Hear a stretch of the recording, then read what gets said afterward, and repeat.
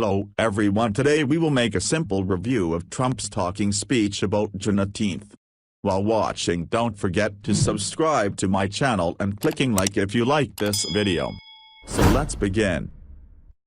Donald Trump will return to the 2020 campaign trail on June 19 in Tulsa, Oklahoma, a move freighted with racial symbolism and one almost certain to end poorly for the incumbent president.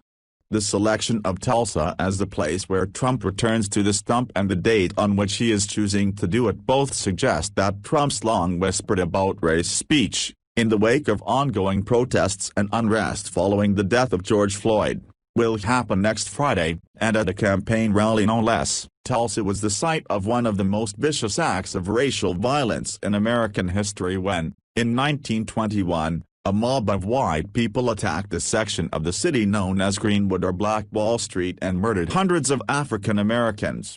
The event was the basis for HBO's Watchmen series, and June 19, which has become commonly known and celebrated as Juneteenth, or Emancipation Day, commemorates the anniversary of the reading of the General Orders, No. 3, which officially informed slaves that they were free. It's hard not to see this as intentional by the Trump campaign.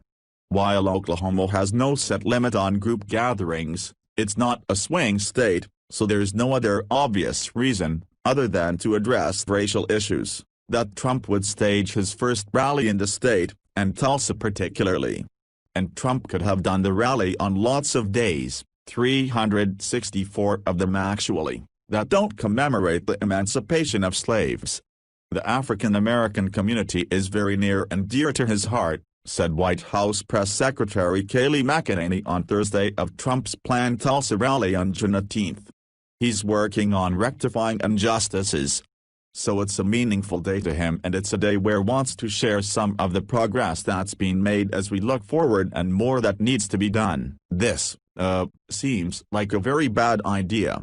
Primarily because Trump is simply not a credible messenger on matters of race, despite his repeated proclamations that he is the least racist person there is anywhere in the world.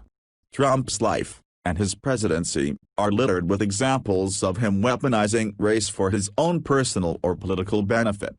From a housing discrimination lawsuit in the 1970s to his comments about the Central Park 5 inches to his assertion that both sides were to blame for white supremacist violence in Charlottesville, Virginia, in 2017, and dozens of smaller moments in between, Trump has again and again showed he simply does not get it when it comes to America's ongoing racial problems.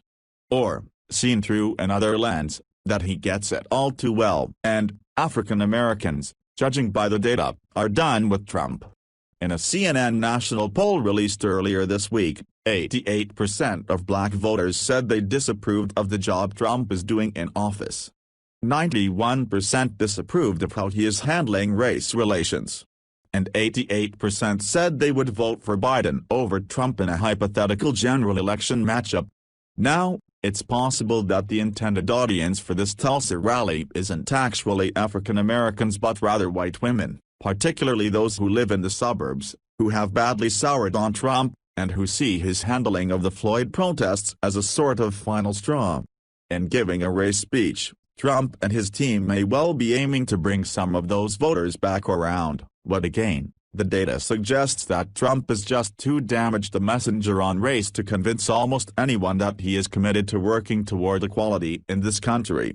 Almost 7 in 10 women in the CNN poll disapproved of how Trump is handling race relations in America, and a similar number, 65%, disapproved of the overall job he is doing.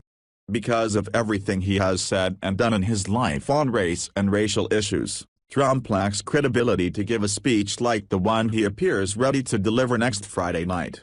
You can't simply flip a light switch and say you now get it on systemic racism and the ways in which the color of our skin still divides us. In the end, I hope that I was able to deliver the news in a simple and useful way to you all. Don't forget to subscribe my channel below with activating the bell button to get all recent news on time.